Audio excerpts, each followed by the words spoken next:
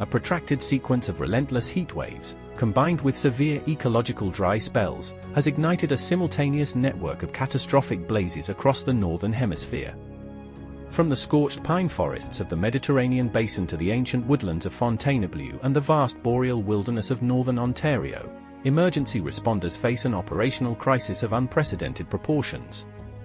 What was once viewed as a seasonal hazard confined to specific arid zones has expanded into an interconnected, global climate emergency. Firefighting agencies across multiple continents report that the sheer frequency and velocity of these blazes are threatening to push frontline infrastructure towards operational collapse.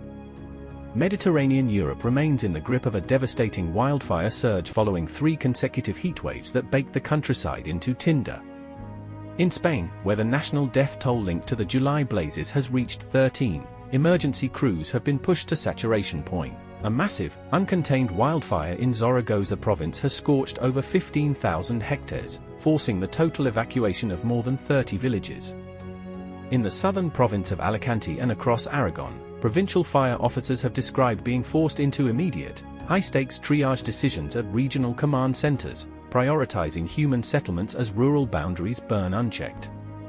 Further north, French civil protection authorities confirmed that crews have battled between 250 and 300 simultaneous fires in recent weeks. A landmark blaze in the historic Fontainebleau forest, just 60 kilometers south of Paris, mobilized nearly 1,000 firefighters in what officials called the region's most severe forest fire since 1945.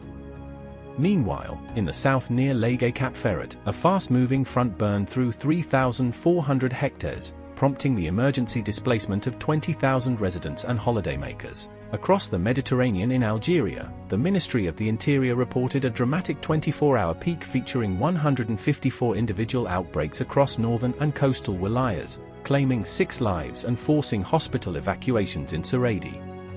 Even cooler latitudes have proven vulnerable.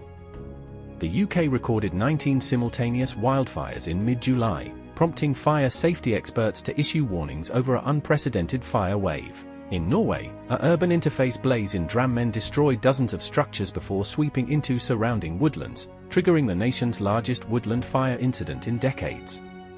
Response capacity is finite, noted specialists at the Pau Costa Foundation.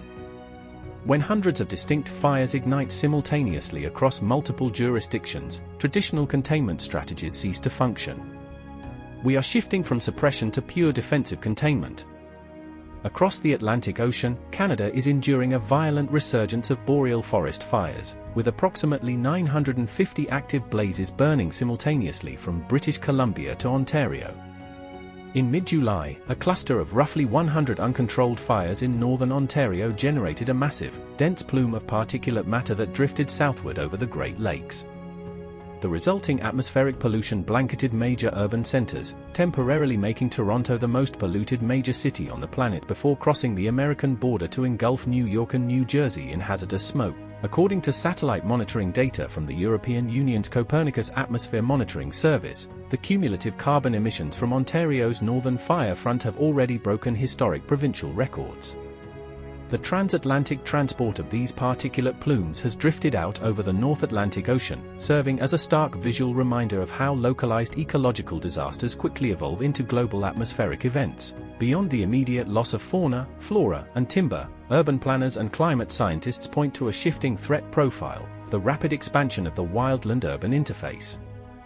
As housing developments expand deeper into forested margins and rural zones experience drier summers, the buffer zone separating human communities from wildfire corridors has eroded.